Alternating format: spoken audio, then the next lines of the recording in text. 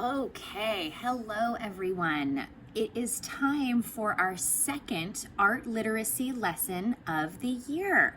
So this month's lesson, you can do anytime in December or January. You can do it anytime actually, but it's kind of designed to be available to you December and January. Our artist this month, if you haven't seen the slideshow yet, is M.C. Escher. And Escher was known for his tessellations. Tessellations being shapes that can form a pattern or a repeating design. And our project is going to look something like this when it's done. Here, let me turn it so it's facing up. I made a template in this shape. I traced it to create a pattern, a repeating design. And then I colored it in to kind of give it some more interest. And so it has that Escher feel to it. When I created the design, I didn't intend for it to be a face, but once it was down here, I looked at the design for a while and a face is just what jumped out at me. So that is how I chose to take my tessellation design and make something more out of it, which is what we're going to do today. So I'm going to put this to the side and I'm going to take you step by step through our project. The supplies you are going to need are paper, some heavier type paper like something you might get in the mail that might go just into the recycling, or if you don't have anything that's this kind of heavier cardstock type paper, no cardboard, no boxes, no cereal boxes, nothing you can cut, then regular paper also works fine. But it's typically pretty easy to find some kind of a cardstock like this just in your recycling or your garage or somewhere like that. So you need those supplies. You'll need some tape. This is the kind of tape I have, but any tape will do. You need scissors, a pencil, some kind of marker. I happen to have a Sharpie. I know some of you received Sharpies in your supply bags this year. And then something for coloring. I have some colored pencils. So that should be all you need for your project. So once you've got your supplies out, you will be ready to go. Step one is to create our design template. So if you remember my project, this is my design template.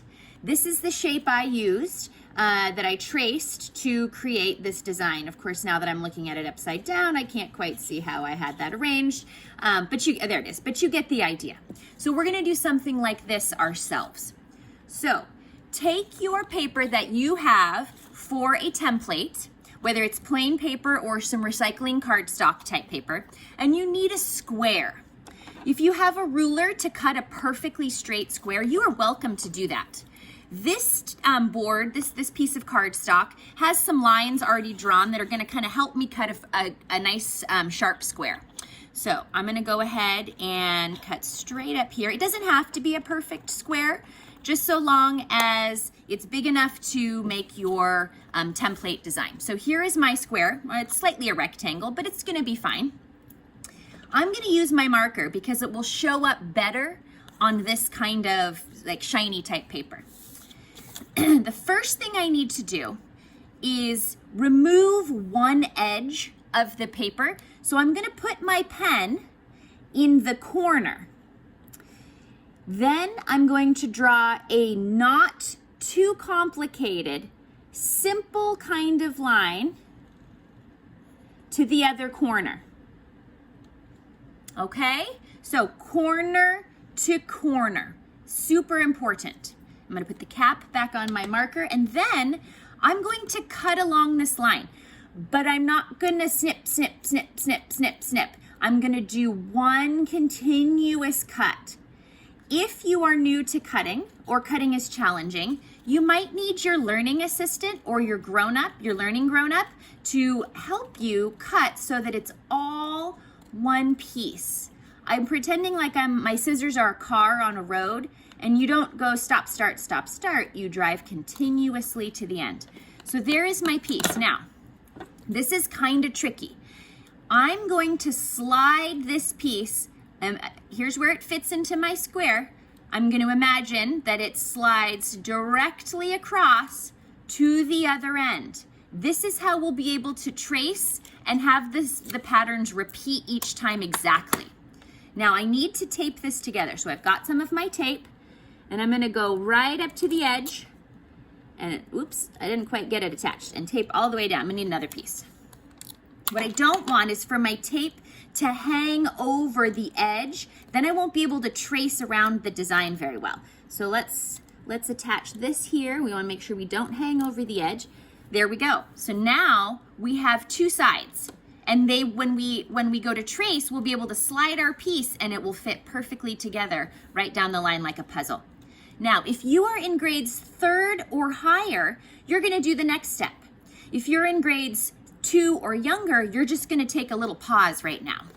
Now, if you are in a younger grade and you're working with your learning grown-up or a friend and you feel like you can handle the next step, you are welcome to try. Otherwise, this is more geared for the 3rd grade and up.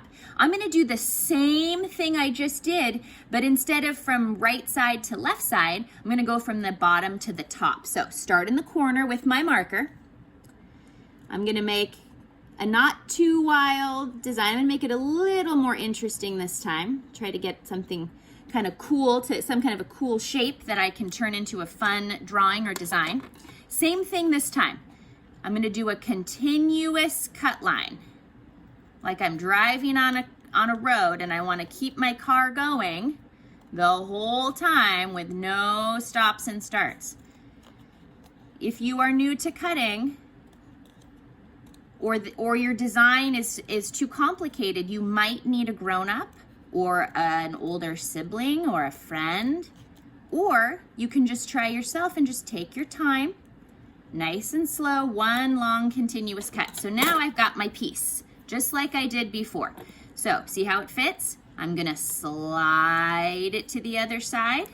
This way, when I'm tracing, I will have interesting designs top and bottom. All right, I need my tape again, and remember, we don't want the tape to hang over into the cut edge. We want it to stay right here along the crease. Let's see how it, oh, you know what? I got a little bit in my cut edge. No problem, that's what my scissors are for. I have a little bit of tape hanging over here. I'm just gonna snip that off. All right, so get that little piece of tape off. Perfect. Now here is my design. I don't know what it's gonna turn into yet. I'll have to see how it is on the paper. All right, next step will be tracing. This is called my tessellation or my template. Tessellation is that word we used at the beginning that MC Escher uses a lot, meaning like puzzle pieces that line up together. And then of course it's also called a template, meaning that you can trace around it lots of times. All right, let me grab my plain white paper. I'm gonna have my paper oriented this way. We call this landscape, as opposed to portrait, which is when we have it this way. So we're gonna go with, I'm gonna choose landscape. You can choose whatever works for you. Now to decide which way to arrange my template.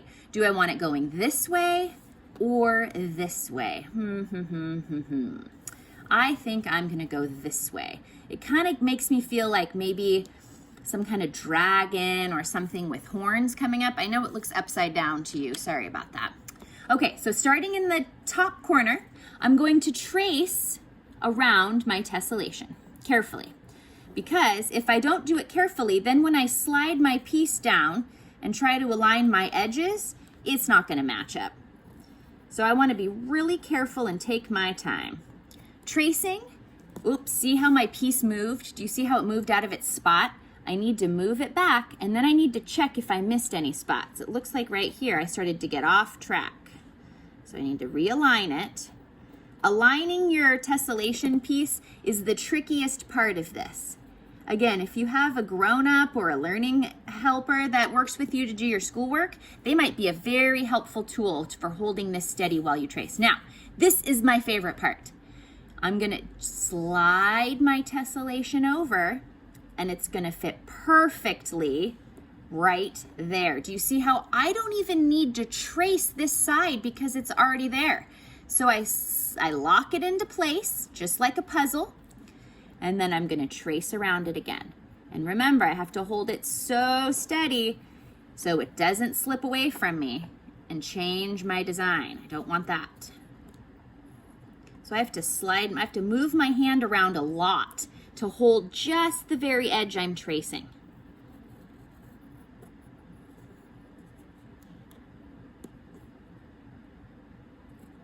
It's challenging even for a grown-up. There, I have 2 of them now. All right, I'm gonna finish this row and then I'll show you how you do the second row, and then we'll fill in the design. Maybe we won't finish all the tracing before we fill in the design.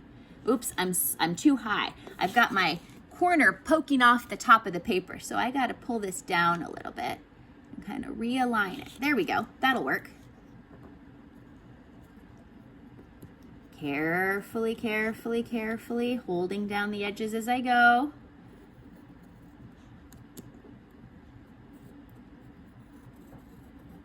Tracing is one of my favorite ways to do art because I'm not really great at drawing things just by looking at them. So when I trace, I get a nice background design that I can work with.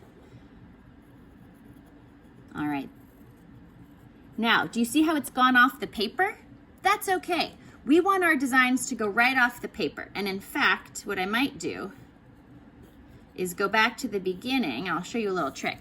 This will fit perfectly right here. So I might go back to the beginning and just make sure there were no other lines I should add. Nope, there's not.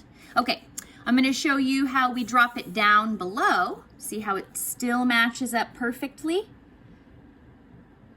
Perfectly, perfectly. And then we trace the next row.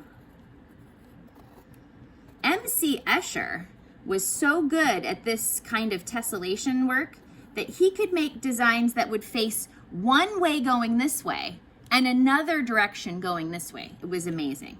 His work was and is really spectacular.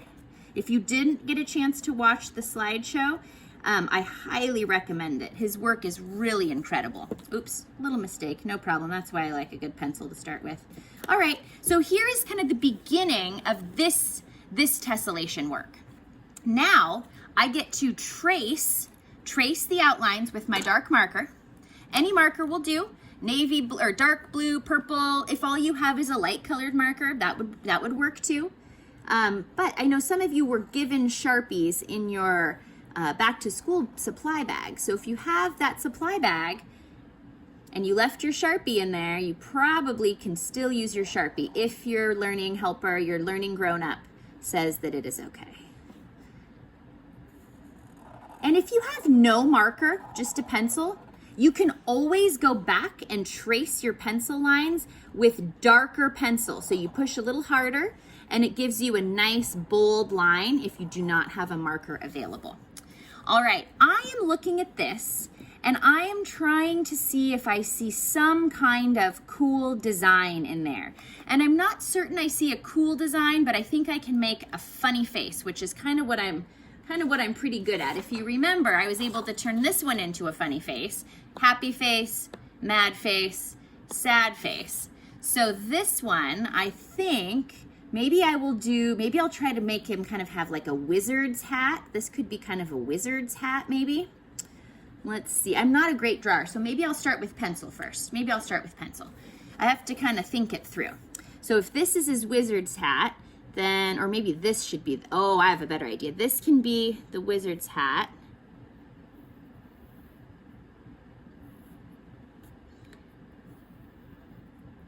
And I might put some lines in it. And then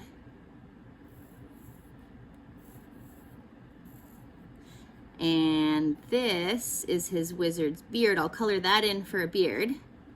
And I think I'll make him look over to the side. All right, so I'm going to turn this into his hat.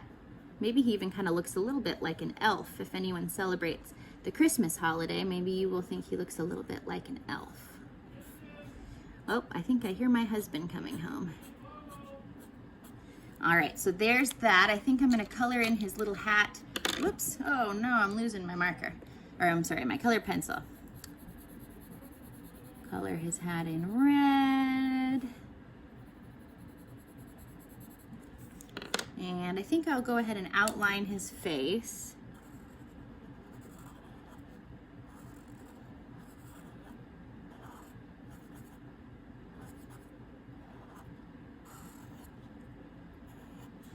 we'll make this his little beard. I'm not sure what this should be. I'll have to give that some thought. Or maybe it's just part of the design. Sometimes it's just part of the design and it doesn't really represent any particular thing. Oh good, I've got some brown. I'm gonna give him a brown beard and some brown hair coming out from under his hat. So you can do your design however you want. Let's see, I think I'll give him some, kind of fill in his skin a little bit. We'll pretend that, I don't really know what that is, but we'll pretend it's part of his face. Remember, you probably won't get a perfect design for a fish or a person or an elf or anything else. You'll probably find that your shape is a little weird and a little like you have to look at it for a while before you decide what you can turn it into. And yours is not going to look like mine, and that is okay. Let's give him some rosy cheeks. And, oh, eyebrows. How could I forget eyebrows? There's some eyebrows. So I can continue to draw each one the same, color in each one the same, excuse me. I could color each one a different color to really add to his look. I'm going to give him one of those little balls on the top of his hat. I'm going to color it in nice and dark red. So I could make each elf different. I could make each elf the same. Since tessellations are a kind of pattern, a kind of repeating design, I could do it so that it goes red elf, and then maybe this one has a green hat, and then a red hat, and then a green hat. And then I could come down here and do the same thing. I could color them all the same. That would be repeating because it would be the same style every time. I could get very complicated and do red hat, green hat, or red hat, green hat, red hat, red hat. Red hat, green hat, red hat, red hat. Lots of ways to color in and keep with that idea of a pattern, of a repeating design. All right, friends, if you decide to do this project, please send me a picture of it or a link if there is a video of you doing the project. I would love to see it. I know Mrs. Brewer would love to see it. So please, friends, share your artwork with us. Enjoy your holiday break, and I look forward to talking to you again soon. Bye.